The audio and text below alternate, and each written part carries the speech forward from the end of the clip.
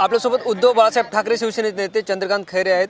10 तारखेला छत्रपती संभाजीनगरमध्ये उद्धव ठाकरेंची सभा पार पडणार आहे। आपल्यासोबत खैरे साहेब आहेत। काय सांगाल साहेब, जोरदार तयारी जी आहे ते आपण ठाकरे साहेबांची ही जोरदारपणे सुरू झालेली आहे आणि त्या तयारीच्या निमित्तानेच आज आम्ही प्रेस घेतली आणि त्या प्रेसद्वारे आम्ही आमच्या सगळ्या कार्यकर्त्यांना सुद्धा त्या ठिकाणी सांगणार आहोत की प्रचंड मोठ्या संख्येने तुम्ही यायचं आहे आणि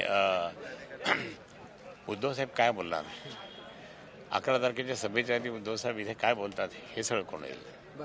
भाजप असेल एकाकालचे सहकारी शिंदे शिवसेना तुमच्या विरोधात आहे आणि ही सभा पार पडते, किती महत्त्वाची सभा आहे? नाही, आता ते आमच्या विरोधात दोघं आहेच पहिल्यापासून, काय कमी नाही।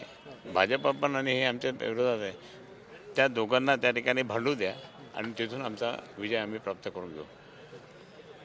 2 दिवसापूर्वी उदय सामंत यांची छत्रपती संभाजीनगरमध्ये सभा पार पडली। त्या सभेत बोलताना खासदार संदीपान भुमरे यांच्यावर तुमच्यावर टीका केली। ते असं म्हणाले की थेट तुमचं नाव घेऊन असं म्हणाले की चंद्रकांत खैरे भोंदू आहे तर टप्पोऱ्या माळा गळ्यात घालतात। आता हे चुकीचं आहे का? रुद्राक्षाने घालणं, मी काही मटण खात नाही, मी काही दारू पित नाही किंवा दारू विकत नाही किंवा मटण खाऊ घालत नाही कोणाला।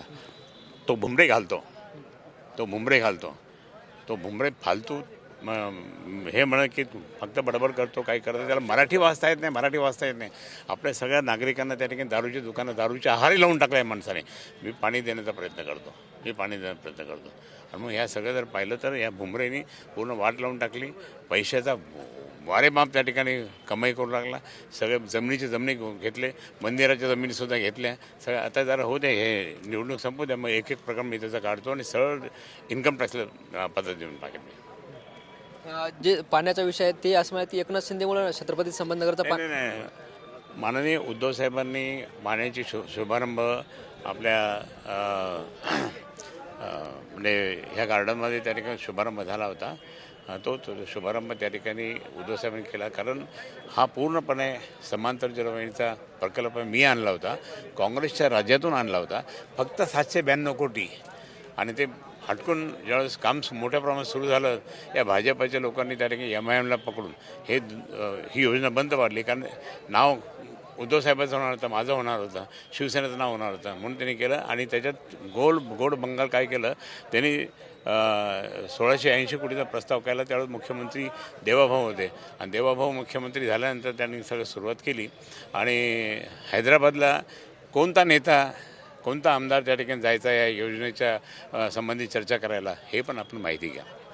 खैरे साहेब, भुमरेंनी जे आहे ते जुनं विधान तुमचं उकरून काढले, आता जे आहे ते चंद्रकांत खैरे यांना कपडे घेऊन देऊ आणि हिमालयात पाठवा असं माहिती नाही। त्याला म्हणा तुलाच मी पाठवतो, तू थांब, काही दिवसानंतर तू सुद्धा खपणार आहे, तू टिकणार नाही।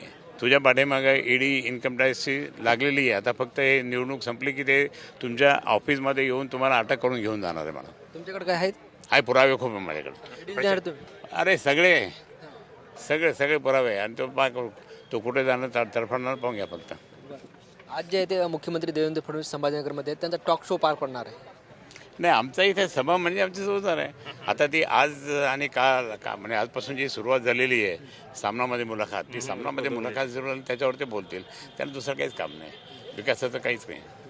बरं, तुम्ही पाहिलंच असेल काल इम्तियाज जलील यांच्या गाडीवर हल्ला करण्यात आला आणि त्यांनी जे आहे ते काल तुमच्या TV9 कोण सगळ्या चॅनलचे फोन आले ते, पण मी सोलापूरला आहे, मिटिंगला झालो आहे, त्याच्यामध्ये मला काहीच माहीत नाही काय झालं, परंतु हे त्यांच्या आपसातलंच भांडणं आहे, बाकी काही नाही। काँग्रेस वर्सेस त्या ठिकाणी ते काँग्रेस त्या ठिकाणी कुठेतरी मुस्लिम समाजाचे मतं जास्त घेण्याला सुरुवात केल्यामुळे त्या ठिकाणी MIM चिडलेली आहे।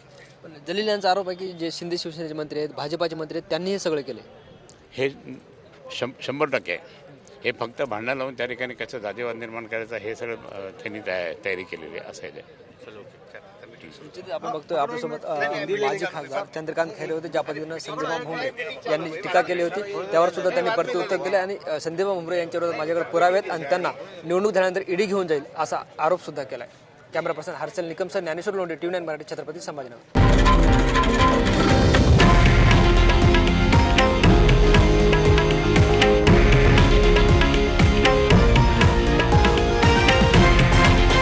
हे आहे देशातील नंबर 1 न्यूज नेटवर्क आणि आपण पाहत आहात TV9 मराठी, एकमेव।